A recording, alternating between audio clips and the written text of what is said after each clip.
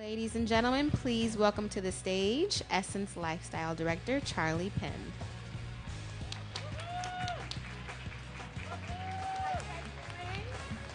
How you guys doing? There we go. Welcome to the State Farm Women Let's Win evening. I'm so excited because I don't know about you guys, but I haven't quite got my money right yet together. Is it just me? Okay. So tonight we're going to have a very intimate conversation about getting our money right, which, I mean, that's what we have to do to win. I think we all know that. We hustle and we hustle hard so we can get our money together. So as Christina said, I am Charli Penn, the Lifestyle Director at Essence. It is my honor this evening in partnership with State Farm for the Women Let's Win conversation to have a very intimate and amazing conversation with two special guests. Are you guys ready? Now get your phones out, get ready to capture all of the gems we're about to drop on stage, please. Remember, when you capture and share, use @Essence, @State Farm, and hashtag Women Let's Win. What's the hashtag? Y'all ready? Twitter, Instagram, what else we got? Snapchat, what are we doing? Everybody's ready? Okay. First up, please welcome to the stage State Farm's Teniyah Simmons. Teniyah, come on out. Now, let me tell y'all about Teniyah. For 13 years, Teniyah and her team have offered a full suite of insurance and financial services solutions to customers from her office, her franchise in Westchester, Illinois. Come on up here. Welcome, welcome, welcome. Come on out.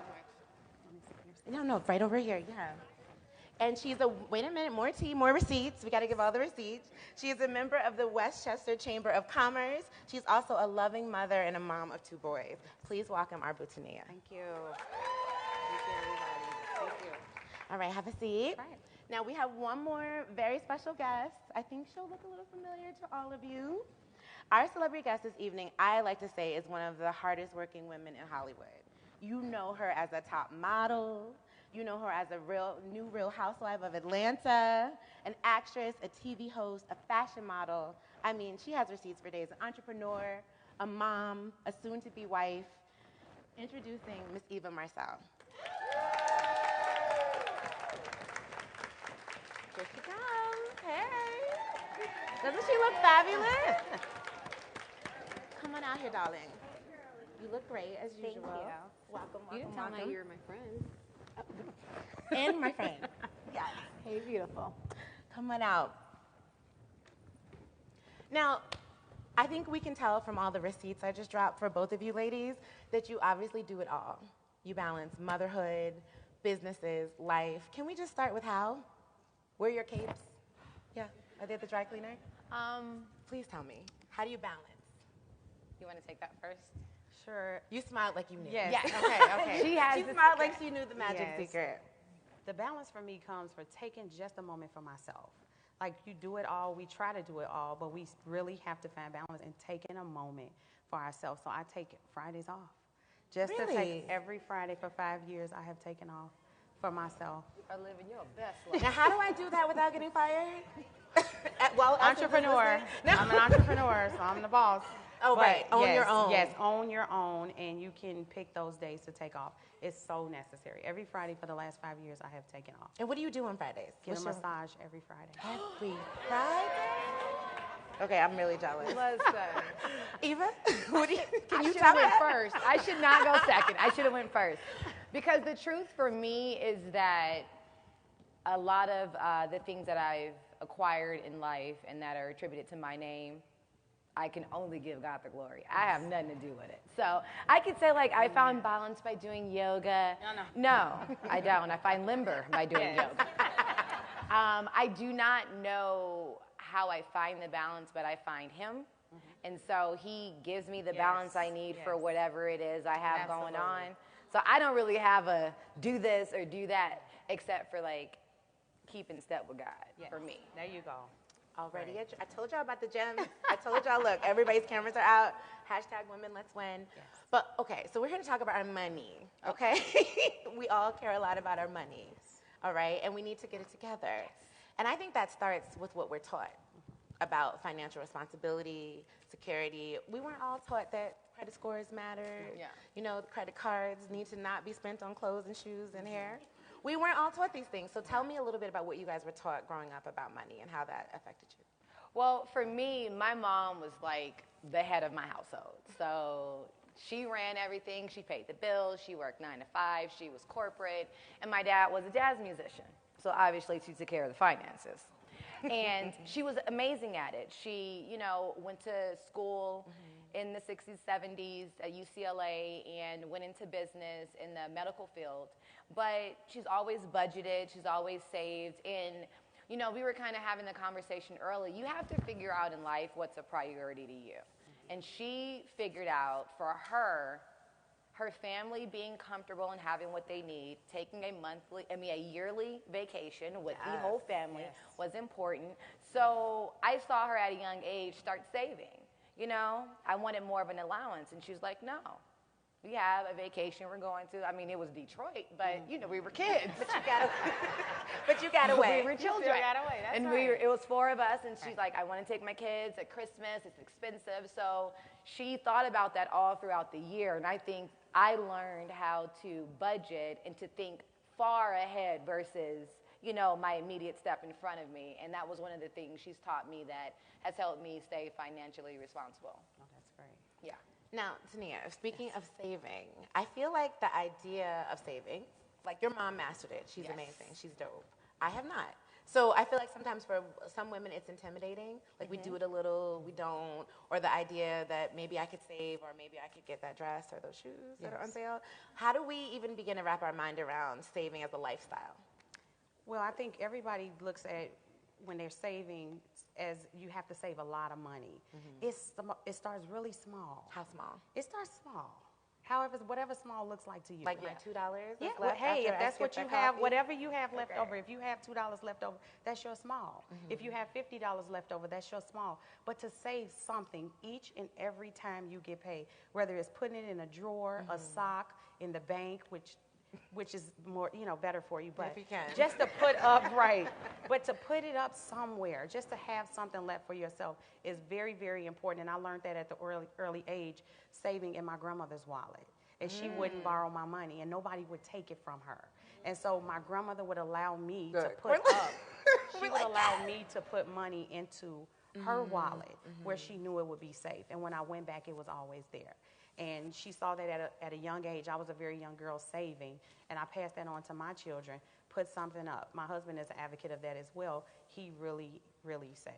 And a couple that saves together buys franchises I'm trying together. to tell you. Tell them about it. Okay, they both have That's right. franchises of State Farm, right. you all. Her and her husband, which is so important. Yes, very, But very okay, how do we decide what to cut so we can save? Because some of us don't, see the extra money. Absolutely. So for me, when it comes to cutting, is what is necessary for this month? What is necessary? So can we learn how to do our own lashes in order to save the lash money? Can you learn how to braid your own hair? Can your daughter do your ponytail? Just small things every single month. Yes. We think we live in paycheck to paycheck, but if everybody in here pulled out their cell phone right now and looked at their bank statement, there is something in that bank statement that you could have waited for. I'm so guilty. That you could have put here. up and that you could have waited for, that you did not wait for. So that's what caused us to live paycheck to paycheck. It's not that we don't make enough money. It's that we spend it before we have looked at the picture that we haven't saved any of it. Well, bank statements, please. As I think about my dog's organic dog food, we were in the back. She was reading me. My dog eats organic. That's a problem. I told her to cook some chicken for her dog. She told me to boil it. Boil the chicken for your dog and quit paying the organic price for the dog food. Eva, you are also an entrepreneur. Yes. You have you have a lot of businesses. Yes. I know the sunglass business, the home collection are my favorites. But Thank you. tell me a little bit about your entrepreneurial journey. How did you put enough money aside to start your own business? And why was that important to you? Well, one thing I think people think that you have to have all of this money to start a business. Depending upon what business you want to go into, sometimes you might need capital, right? Right. Credit is great to have because if you have Need credit, that. it can be your, in the meantime, capital. Absolutely. But for me, when starting my businesses, I decided that I needed to figure out not just how to make money, but passive income. So passive income is what we don't talk about. We talk about, I'm getting rich, I'm balling, I'm working, I'm staying booked. But how do you go to sleep and get a massage like her on Friday and still make the same money you did when you clocked in on Tuesday? Yes. That's what we needed to figure out. And for me, I started in the business at 18 years old. I'm going from casting to casting, showroom to showroom, audition to audition, and I just knew that this career had a shelf life. And I didn't want to have the need to get out there and dance and be in front of a camera if that's not really what I wanted to do because of money. Wow. And so I knew at a young age, looking at Tyra, who's one of my big mentors, and I was telling you earlier, Susan Taylor, one of my longtime mentors, trying to figure out how to make this work for me, this thing called life. And people, we think, I need money. There's money out there. The question is, how do you get to it? And so when you can figure out your specific lane and how to get to it, it works. I only invest and create businesses that I am passionate about, period. If I don't love it, if that's not my thing, I'm cool. Because I can make money anyhow, And so when it came to my entrepreneurship, it was about doing something that I loved. And I created this list. I needed to be passive, so I needed to make money when I was asleep. It needed to be something that I was extremely passionate about, and it needed to be able to sustain me if I did not want to be an entertainer anymore. And those were my lists. And then I had children. So I said, then it really has to pay. Right. And so put all those together, and it's so funny how something like a hobby or something that you really enjoy can become so lucrative. And we put our energy in fashion, like you were saying. We go and we spend our checks. Absolutely. Right? But how could you put your energy into fashion and monetize off of it? Where you can still love it, you can still enjoy it, but you can provide it for other people, and you can stack and make bankable income. And so I kind of started living my life with that cap, which is why I started as many business as I have. And it's working. It is. And it's something great to show my daughter. I have 2 kids. I have a 5-month-old infant, and then I have a 4-year-old who's almost 5. And what I enjoy is that she sees the diligence. She sees that I'm always working. Mommy's a hustler. And I mean that, as far as my spirit is concerned. I'm out there trying to get it. And that she'll see and will become that. And Marlene's adorable. She's kind of cute. Beautiful. A little bit. Teniyah, tell us about what are the 101 for passive income? Like steps, because she's right. And I'm over here okay, I need that. Yes. But still intimidated a little, right? That's where we all get stuck. What are just some first steps? I looked at the fact, when I got into insurance, I looked at the fact that it's the law backing me. So it's I know people look at us as salespeople and they think that we so aggressive. Oh, they got to make a sale. The law backed me up. You cannot purchase a house without me. You cannot drive your car without me.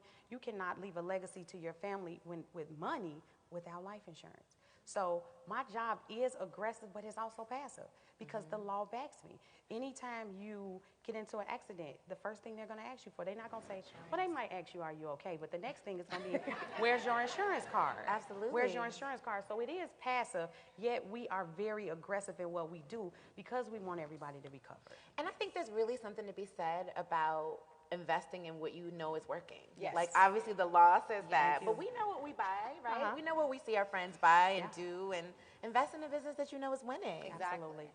Absolutely, and that's why I got into State Farm. See, two franchises. We want to keep dropping this. Yes. Two. Maywood and I might Westchester. be in insurance next year, y'all. I'm just The telling law you. has got you. The law has got you. The law is on my side. So a lot of us have, we don't necessarily know something will work until we see somebody do it. I see Eva's done it, I see you do it. That inspires me. Tell me about some of the best money advice you've ever received from, I don't know, a friend, a mentor, just that one thing. I know for you were saying Susan, but what's that nugget that someone left with you, big or small, that's set with you? For me, and it's so funny, I buried my grandfather 2 weeks ago on Saturday. Beautiful man, 95 years of life, God is good. And I remember speaking at his funeral, and I was just trying to remember what I remembered about my grandfather. And there was not a time I saw him after 18 that he did not tell me, save your money, save your money.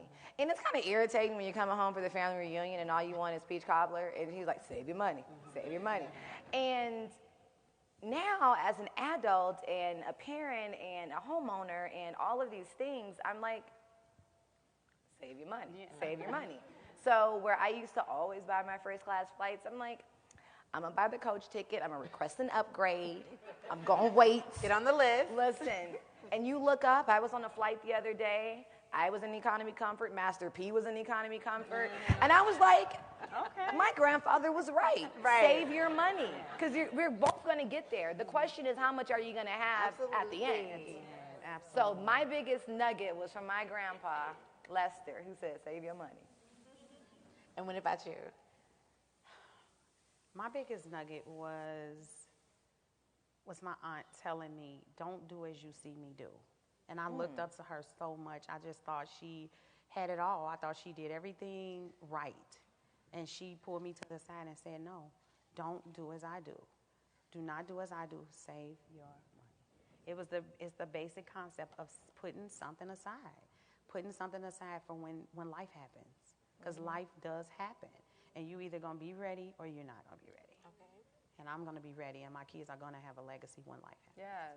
Let's talk about legacy, yes. And what we leave to our children. Yes. Can you talk a little bit to me about why that's so important? You know, especially with insurance, your legacy, something happens to you. Like you said, you know, it's the law, but we still don't think of it as legacy. It's part of leaving a legacy. It's so important. So for me, for my vision, for my family, it's so important. What am I leaving them? Like, I'm here now. I could give them the things that I want to give them, monetary things. I could spend time with them. What about when my money is gone? So right now they living off of what me and my husband has done. What happens when me and my husband aren't there to do those things? What type of life are they going to have? What did they learn? What did I give them? So if I can give them anything, it is to save your money, to leave a legacy to your family, and to create generational wealth. And you do that through life insurance. You do that through finances. That's how you leave a legacy to your family. Poverty is created because when people die, you don't have anything left. And so your grandchildren suffer, and your children suffer, and then their children are born into suffering because of those things. And then we have to figure our way out of it. You know, and unfortunately, some people do figure their way out of it. But a lot of times we have to, when we have those children, leave a legacy to our kids. It's a few dollars a month. Leave that legacy to your children. And if you start a business, they learn a business. They do. Exactly. And they work for me. I do. They don't just they show up at the office. They got to work for the allowance. Absolutely. And Eva, what about you? I know your children are much younger, but what are you like? You know what? I'm leaving them this, and I'm teaching them this. Well, you know, to me, money is power. Absolutely. And when you have power, you create freedom. Yes. So for me, the need to leave a legacy, you know, what people say about me later in life, hey, it's fine. I am who I am. That's not my issue. But my issue is empowering my children and empowering them enough to empower their children so that they can actually make their mark on this earth. Yes. And so for me, being financially free and having the ability to move around the way I want to allows my children a level of power, which gives them a level of freedom. Yes. And so that's what my legacy means to me, and the importance of leaving it is not just so that our name means something, but that they can travel the world, they can speak different languages, they can go into fields that they were told they could never do, they could create something that was told that could never be created. And when you have money and you have resources and you have access, then you can do that. Absolutely. And so that's why it's important for me. That's great. And imagine they walk into a store and years from now, and it's like, this is my mom's store. My mom made this. This is my mom's sunglasses. That sticks with children. Absolutely. But see, I want my kids to go like from this is my mom's sunglasses to now I'm the manufacturer. And I private label everyone's sunglasses. So now we're in Paris. I went from seeing my mom in China going to her manufacturer to now I'm the manufacturer. You know what I'm saying? I don't want them to do me. I want them to do way better than me. Yes. I'm the shoulders in which they stand. You know what I mean? Absolutely. So, yeah. The manufacturer, I mean, yes, that's the money. Yeah. So, okay, Teniyah, tell us a little bit about if we really want to drive that lesson home with our kids. So you guys shared your vision for your own families. But just if someone wants to go home today and take something from today with them for their children, where do they start? Is it a allowance jar? Yeah. I would say be really strong with your children. My mother was a super strong single parent with 4 of us, and she was super strong. When I say super strong, I mean nail it in you. This is what you're going to do because I said so.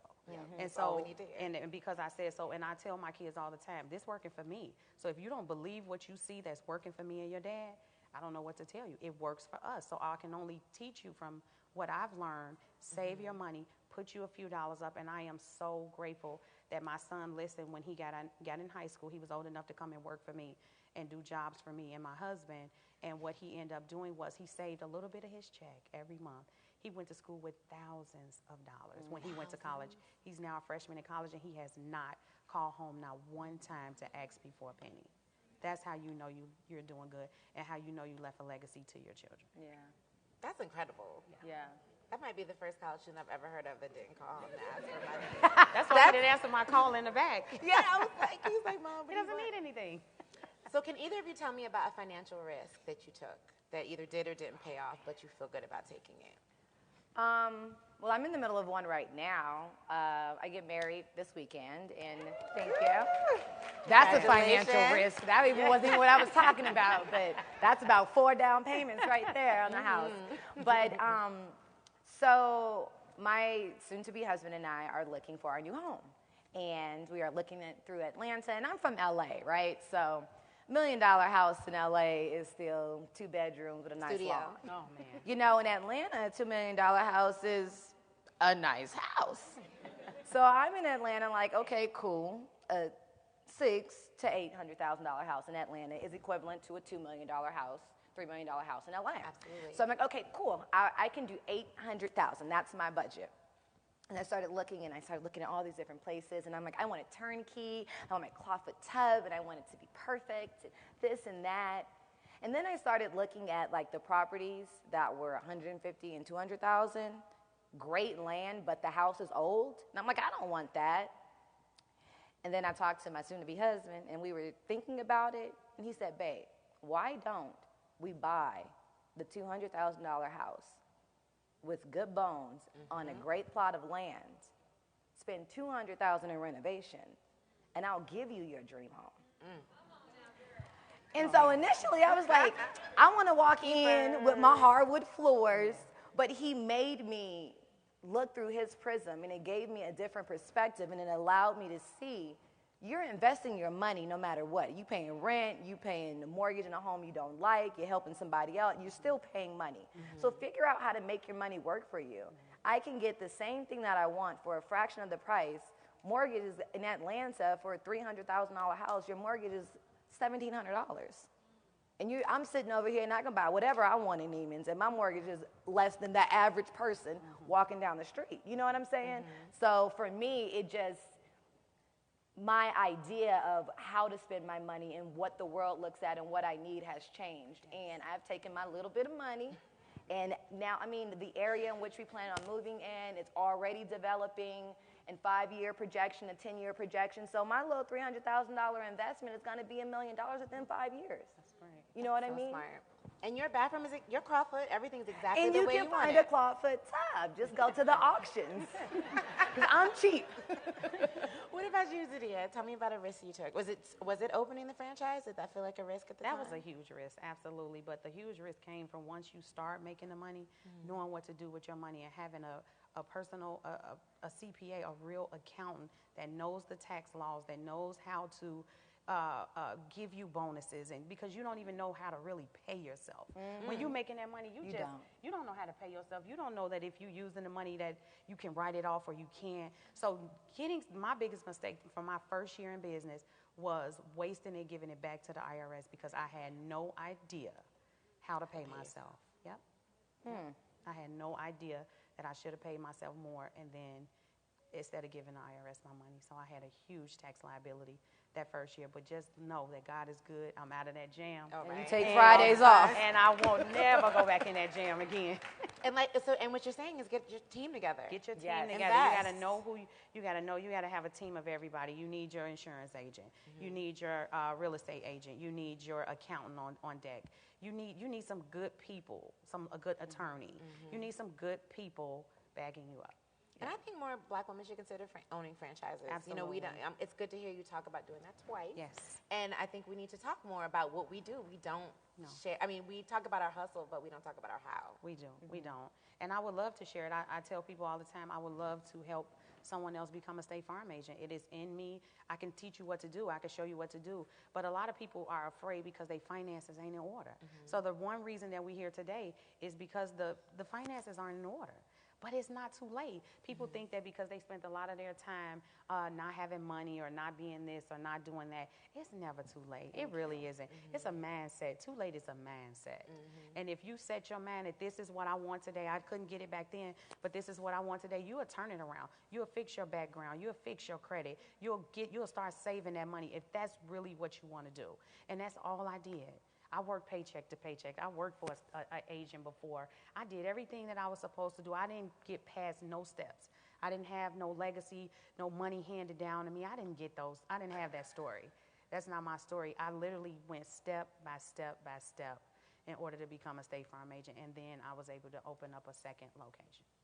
And you did that with your husband, and I know you were just talking about that smart decision that you and your husband made together. So can we just break for a minute and talk about couple finances? Oh, Listen. Look, and smart decisions. Because what if I'm making a smart decision and my husband is not, which has happened, or vice versa? It's hard to have that synergy when. look at her. She's set up. Because I'm doing Let's premarital talk about it. counseling actually here in Chicago. My fiance was a federal prosecutor here in Chicago, so his church home was here. So his same pastor from then is coming to marry us. Right. So we've been here, and finances is a big part of the topic. Absolutely. Because if you think about it and you really get into the research, a lot of the reasons for divorce isn't infidelity, it's finances. Is that you took the house payment and did this for the 16th time, and what are you doing? So for me, you know, coming into a new union and creating this union is very important for me to create the parameters and the way in which I want things to run. Right. I'm very much so a control freak. And so, Scorpio. And so I really appreciated going to marriage counseling and getting the financial advice. And I was surprised because I thought it was going to be a lot different, but the financial part was such a big deal. He sat down and he's like, fill this form out, and it was all of our bills and how much money we spent. Oh, scary. He gave one to me and he gave one to Mike. Mike looked at me because he has no clue. And I didn't realize he didn't even know what is what. He doesn't even know what our overhead is. And so that made me realize, like, okay, look, we have to figure this out. So we have a friend who is in finances. He gave us an app. So now we have this app. Everything that we spend, we put into this app.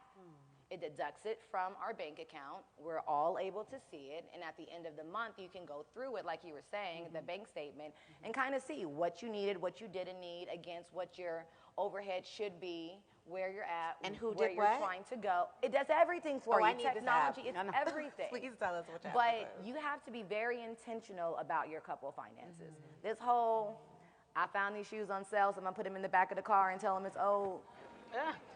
We can't do that. Not anymore. We can't do that. No. You say, okay, I have not bought myself anything new in 4 months. I deserve these, honey. I'm getting the shoes. I'll get my nails done next week. But have the conversations because it keeps you guys together. Communication is necessary. And if you can trust somebody with your money, you can trust them with anything. So you have to be open with your significant other about what your finances are, your credit, if it's good or bad. You were just saying, it's really not as hard as you think to fix your credit. To find out what your credit score is, in a matter of 2 months, you can take something that's in a 500 to 6 in a matter of 2 months. But you got to work on it. You just have to dedicate it. And so figure out where you guys are at, who's in debt, who owns college loans, who did a signature loan unnecessarily. And then, Payday. Listen, I just learned about a signature loan. And figure that out, make your plan, and work towards it. It'll bring you guys so much closer. And it's uncomfortable, but we have to have this conversation. It's uncomfortable until you get through it, then everything else becomes more comfortable. Yeah. So I'd rather go through that minute of discomfort so that I could really like Netflix and chill. You know what I'm saying? Sitting up, commercials are worrying on, about like, every time. Because your vacation's booked. Your home is custom. And we know what it is. And, it's very necessary. It's tedious, but it's necessary. It's real. And it's the opposite in my household. I think my husband is a very great saver. He is a very great saver. He does not spend his money unwisely. Me, I'm more like, yeah, let's get this. And he's like looking at me like, not today. He's like, not today. And I'm like, what about tomorrow? You know, so I'm trying to figure my way out. What day can we get it now?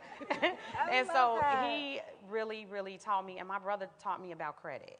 So he was very, very avid about me not messing up my credit. You got to do this, pay this off, do this. Don't go over half. He taught me that at a very young age, but it was because he messed his credit up. And so he showed me through his mistakes how to not mess my credit up. Yeah. And so I followed that, and I listened to him, and I do have good credit, thank God. But the finances with my husband is, he's over the finances. He really is. And we both make good money. But he's over the finances, but he still allows me to be myself. So if it's something that I want, he tells me, like, I'll look at him and I'll say, okay, yeah, you're right. Maybe we shouldn't do it. He said, that's not what I said. You worked hard. Go get it, you know. But what did you put up? So he makes sure that I don't forget about putting up and not just spending before I get it. So a lot of times we spend before we get it. And so he doesn't allow me to do that. When we get it, we're going to look at it. We're going to pay everything that we got to pay. Talk about it. And then we're going to talk about it. Yeah. And then you I'll can't borrow in the future. Yeah. You can't do that. And so he's not going to let me go out borrowing money and stuff. He won't let me do that. But he'll say, no, we got enough. You just can't have that right now. One project at a time. I love it. Yeah. So we got to do it together, y'all. Together. Pick someone with good credit. It's a good start, too. Yes, it is. But if not, build it together. No, build it together. But if not, steps, baby steps, y'all.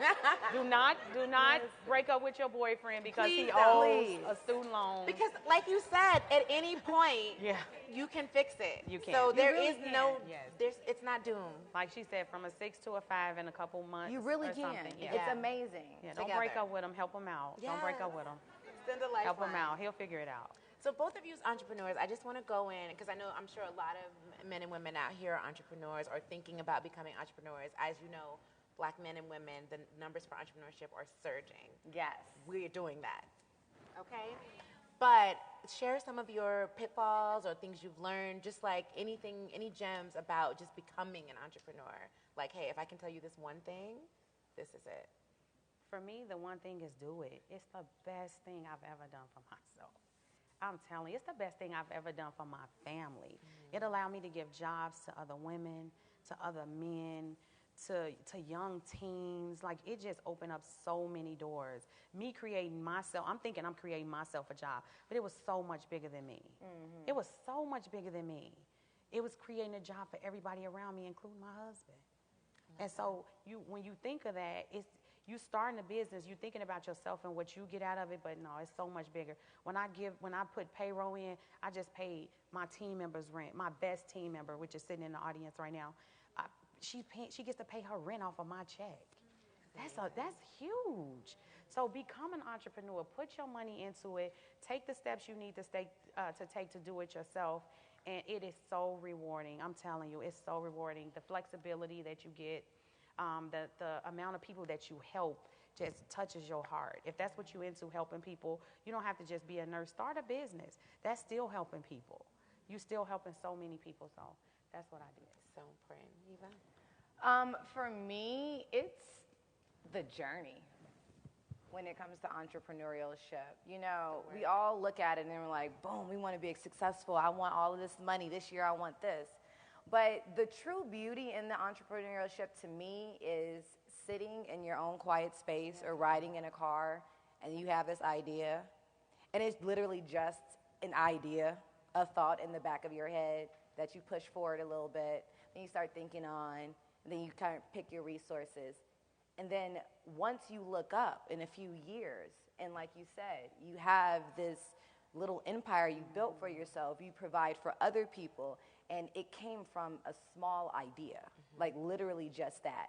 And it doesn't always take a whole lot of money or a whole lot of know-how, but it does take something that is innately in every person, which is that fire. It takes something in you that, like, 5 people can tell me, no, I'm on my way to the 6th. You know, when it's that. And when you have that inside you, then you have to go out there and get it for yourself.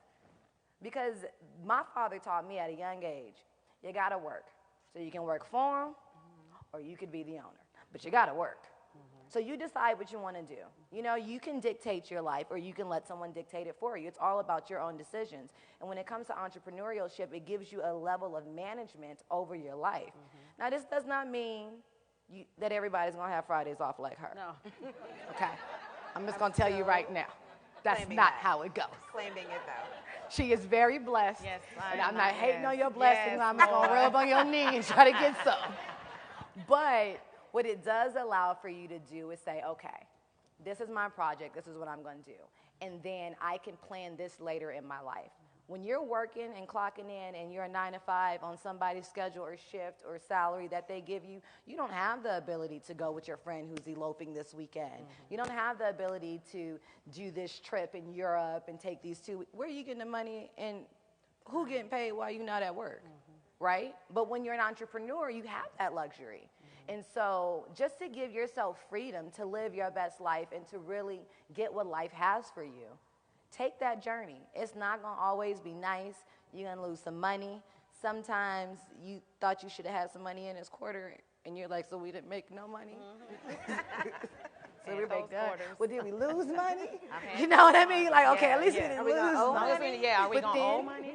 You're going to owe money, but then sometimes you lose. But you wake up to fight another day and to do it all over. And to get out there and to get dressed and your best makeup and finery and get out there and fight. To be fighting for you and yours is everything. It's absolutely everything. Now, I just want to leave everyone in the audience with some takeaways as far as websites, apps, things that we can actually go to tonight, save, bookmark, download. Yes. What can y'all I mean, because we need to be actionable. Yes.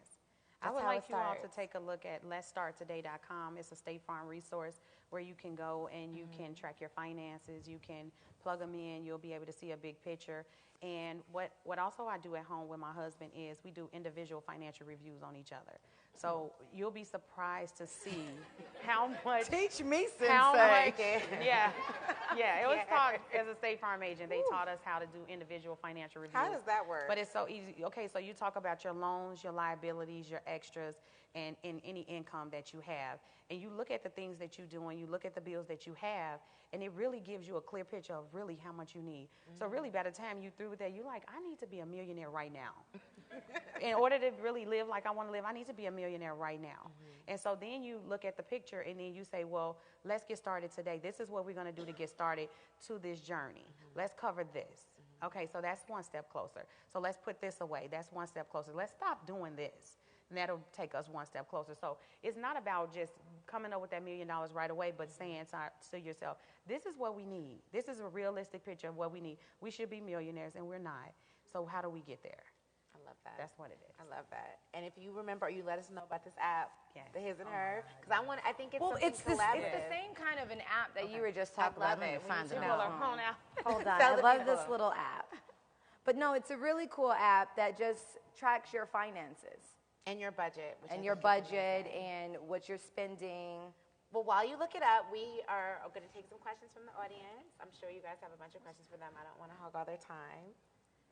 We have a mic good, we have a mic. Raise your hand if you have a question for one of the ladies up here. There's one over there.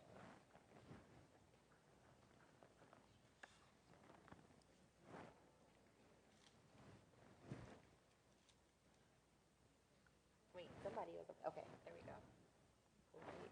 Hi, I guess so. My name is Melanie Moore. I had a question Hi, for you in Melanie. the center about the insurance industry. I would love to invest in the insurance industry, but my background is in environment, and I have reservations about, investing in the insurance industry because of climate change and those type of issues. And so I'm just curious, like, what you guys are doing and your colleagues who can answer about preparing folks, especially people of color, for climate change, because it's going to impact us disproportionately. Thank you. I would say for you to start investing into it, you don't have to know everything about it. So what you can do is you could go to our webpage, statefarm.com, and you can look up the resources page and see if we have anything on there for climate change. If you don't find anything on there for climate change, what you could do is I'll give you my card. I'll look up what we can do for you as far as investing in that part, and see what you could do to invest with us. But you don't have to have experience. That's the beauty of it. I didn't have a lot of insurance experience before I started selling insurance. I came from the bank. I started in banking. Clearly and I was just you a started teller. in banking. No, I was This a all makes teller. sense now. No, I was a teller. I was literally a But teller. you were working with the money. Yes, I was working with the money, and I didn't have any. Yeah. And I didn't have any. And you fixed that. Yeah, and I fixed that. So I didn't have anything. But I'm going to meet you after this panel and give you my card, and then I will look up some resources. Oh, you got it. Okay. All right, thank you. And I'll look up some resources for you, and then I'll reach back out to you this week. Okay, thank you. Wonderful. Here we have one over here.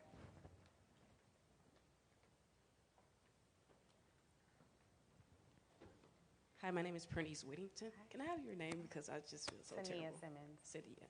Teniyah. Teniyah? Teniyah, yes. Teniyah. I'm sorry. My question would be, how did you know that insurance was what it was after banking? I worked for a substandard company called Yale Insurance. And Substandard. Yes, substandard. Choice of words. Hello, Yale Insurance. If you're from Chicago, you know what I'm talking about when I say Yale. It's $39 a month, okay? No driver's license required. So I'm just joking about that part. But so I did that after banking because they offered me more money, right? I didn't know I was going to love it. And from the substandard field, what I did was I went to work for Allstate, and I have to tell the truth. I went to work for Allstate as a team member for 10 years. So I worked in that field, and at all of our meetings, they talked about how they wanted to become like State Farm. And I'm like, I ain't nobody's second. So let me find out what company is the best. I need that one. Let me find out what company is the best, and let me go to that company and see what they have to offer. But my background was, I did work for insurance after coming, from banking. I did go into insurance, and then it wasn't a passion of mine. I actually went to school in the merchandise mart down here for interior design. I did not get a degree in nothing for insurance. That's why I was telling her, you don't have to have experience. I didn't have any experience for that field. I went to school for interior design, and I loved it. And I internship, and it paid good, but it wasn't enough people that believed in it. So I'm looking for something passive, something that the law backed up, that I can be as aggressive as I want to be. I can be myself. I get to go to work and be myself every day. And that's how I got into insurance. That's how I came to State Farm. Literally from going to meetings at Allstate and they talking about how they wanted to be like State Farm. So it's okay. And I've trained a bunch of agents that have zero insurance experience. So if it's something you want to do, you don't forget about it because you don't have the experience. Call me. Okay? Will do. Immediately. We have two here.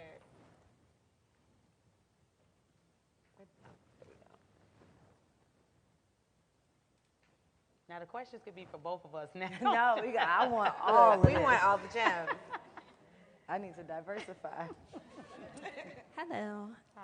My question is, how do I take my business to the next level? So, Eva, I know you were with America's Top Model. So I'm in the hair and makeup industry. So I've been a stylist now for 9 years. Okay.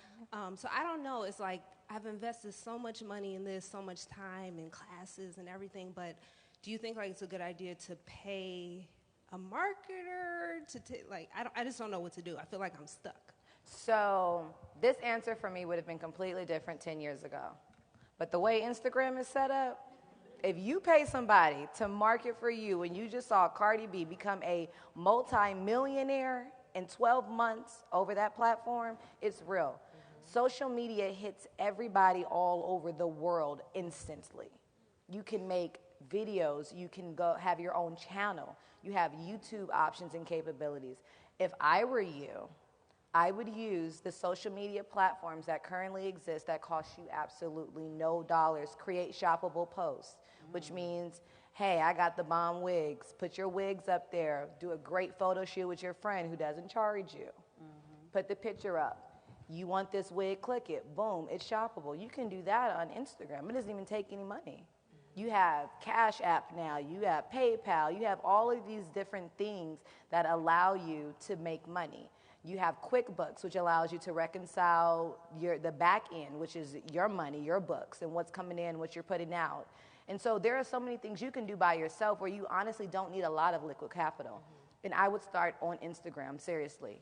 I just started a hair company myself and I have my own hairline and opening up my shops, but our stuff comes from Instagram. I get people from Dublin in the shop, people from London in the shop. They flew in all the way across the world to get this hair technique. The first thing I heard from someone from Essence when I walked in here was about my hair stuff. And why? That's Instagram. I haven't made a commercial in the first. You know what I'm saying? It's literally Instagram. And so look at what's out there. Look at how to make a dope video. Look at different tutorials on what makes people watch a video. Add music to it. Get your friend who's in school for editing to do it. Use your resources. I think a lot of time we think when we want to start a business or do more that we have to have money or we have to know all of this. You don't. You know people all around you. You got a homegirl that does hair, a friend that likes styling, a homegirl that does makeup. So you got an assistant for the photo shoot. You got clothes. You have a pretty friend. You know what I mean? You have everything you already need. Like you have that. But for some reason we think like, okay, if I had $10,000, I could make this photo shoot work. When you can make this photo shoot work with $10. Catch it outside in the sunlight, so you don't need a studio, so you don't have to do rentals. You know what I'm saying? So just get really creative. And you are in a field, a multi-billion-dollar field. When I realized how much money was in here, I was like, ooh, so I'm going to hair. Great. Like, it's a multi-billion-dollar business. So the question is the first answer I gave you, which is how do you get to the money? Because it's there. And start using the creativity you do when your different techniques to lay them tracks and have them wigs put on there. Use that same kind of creativity when you decide, how is my business going to be different than this business? What is it that I love about Paul Mitchell? And what makes them different than Vidal Sassoon? And you know what I'm saying? And start researching that. And in a year, you will be the biggest thing out the Midwest, ready to spread everywhere. Won't you do it? Work your network. Work your network. Do we have time for a few more questions? Okay, perfect. Hi, ladies. Hello. Teniyah, you talked about how you went step by step and kind of rose through the ranks in State Farm, and I really appreciate you saying that.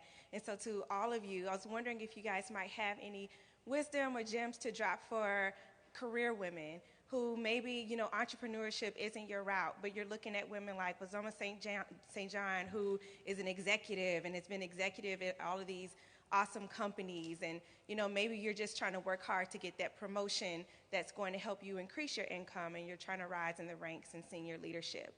So just wondering if you might have any thoughts around, you know, the career woman who is climbing the ladder and doesn't necessarily mind the 9 to 5, but wants to get to that director or executive status within a company. I salute you. I salute the career woman. I want to clap for y'all for that 9 to 5 job. It's a lot. It's a lot working that job and staying focused. The main thing is staying focused while you're in that position until you get to the top. Because what happens is a lot of us along that ladder, we just get off of it, bam, or we stop.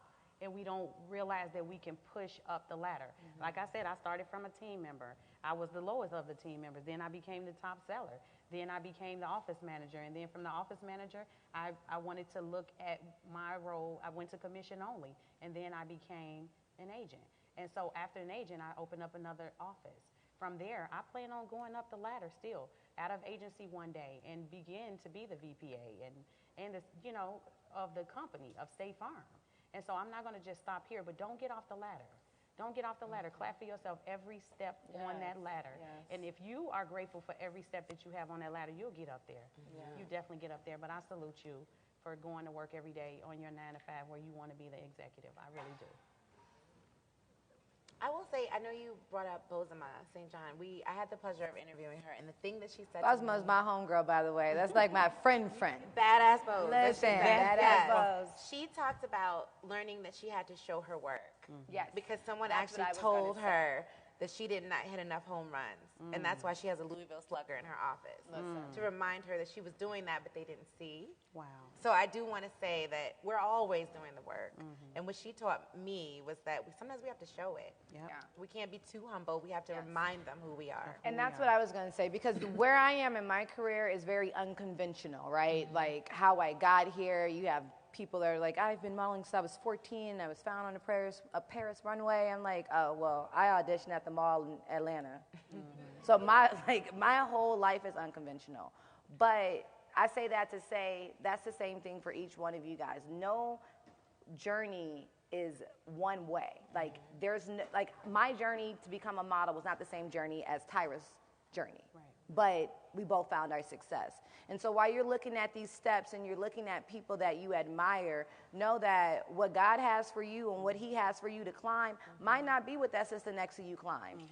And they might be envious of that. You know what I'm saying? What he has for you, he has for you. And whatever steps he orders for you, they're your personal steps. So all the other people at your office and all the other people with your title, they don't have your steps. They don't have your fingerprints. They don't have your footprints. You are unique. And know that when you're moving around the office and when you're moving around in these corporate meetings, and it's like maybe it's taboo to do this. Well, taboo in 2018, I have an idea. You know what I'm saying? And be okay being uncomfortable and bossing up like boss. And be strong. Be strong. Definitely be strong. Stay strong. Do we have time for a few more questions? Any from Facebook? No, we don't? All right. Ladies, thank you for that.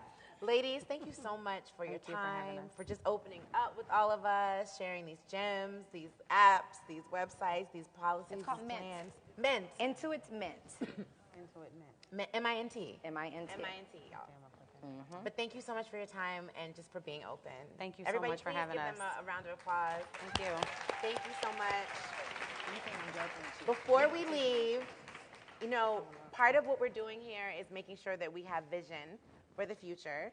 We're going to manifest our financial dreams, and we have to set a vision and work for it to come to life. We have Michelle D. Hare here from State Farm to roll us into this vision board party that is waiting for you. Michelle, welcome. Thank you. Good evening, everyone. What did you think? Awesome, right? Charli, thank you so much for facilitating such an on-time and authentic conversation. You both, three of you, were fantastic.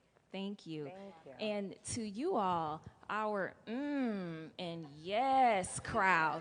Yes, girl. That's all we heard, but that meant you felt something, right? You were getting some good nuggets, as Charli called them.